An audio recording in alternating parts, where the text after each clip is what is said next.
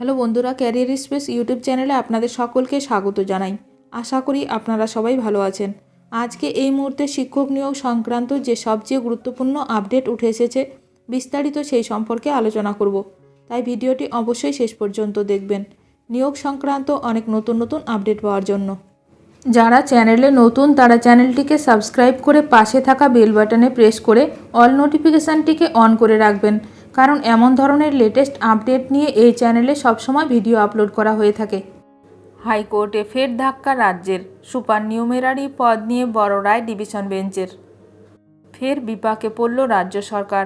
উচ্চ প্রাথমিকের supernumerary WB supernumerary post বা অতিরিক্ত শূন্য পদে নিয়োগের মামলায় রাজ্যের বিপক্ষে উঠে এলো এক চাঞ্চল্যকর আপডেট।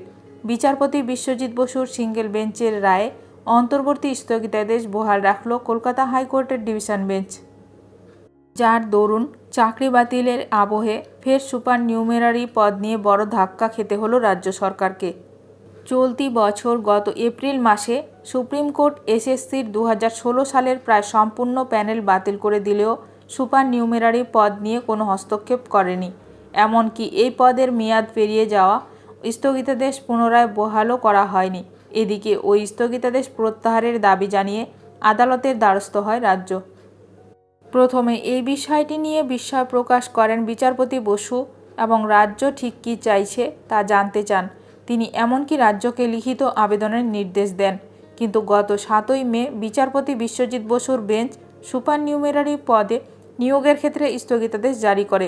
বিচারপতি বিশ্বজিৎ বসু জানান, অতিরিক্ত শূন্য পদে এখনই কোনো নিয়োগ করা যাবে না।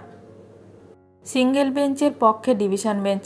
এরপর বিচারপতি বিশ্বজিৎ বসুর সিঙ্গেল বেঞ্চের নির্দেশকে রীতিমতো চ্যালেঞ্জ করে কলকাতা হাইকোর্টের ডিভিশন বেঞ্চে যায় রাজ্য সরকার। আজ সেই মামলা কলকাতা হাইকোর্টে বিচারপতি সোমেন সেন এবং বিচারপতি স্মিতা দাসের ডিভিশন বেঞ্চে ওঠে।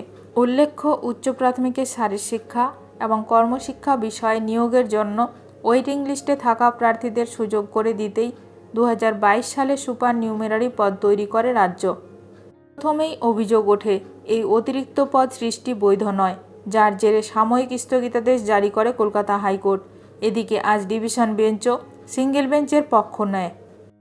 আদালত সূত্রে খবর, বিচারপতি সৌমেন সেন এবং বিচারপতি স্মিতা দাসের ডিভিশন বেঞ্চ রাজ্য সরকারকে স্পষ্ট জানিয়ে দেয় যে এখনই সিঙ্গেল বেঞ্চের নির্দেশের উপর কোনো স্থগিতাদেশ দেওয়া হবে না। অর্থাৎ এখনই সিঙ্গেল বেঞ্চের নির্দেশের উপর কোনো স্থগিতাদেশ দিচ্ছে না ডিভিশন বেঞ্চ। এইভাবে সুপার নিউমেরারি পদে নিয়োগ নিয়ে যে আবারও একবার কলকাতা হাইকোর্টে ধাক্কা খেল রাজ্য সরকার। প্রাথমিক শিক্ষক নিয়োগ, আপার প্রাইমারি নিয়োগ ও অন্যান্য যে কোনো ধরনের লেটেস্ট আপডেট পেতে এখনই আমার চ্যানেলটি সাবস্ক্রাইব করে রাখুন। ভিডিওটি ভালো লাগলে অবশ্যই লাইক করবেন।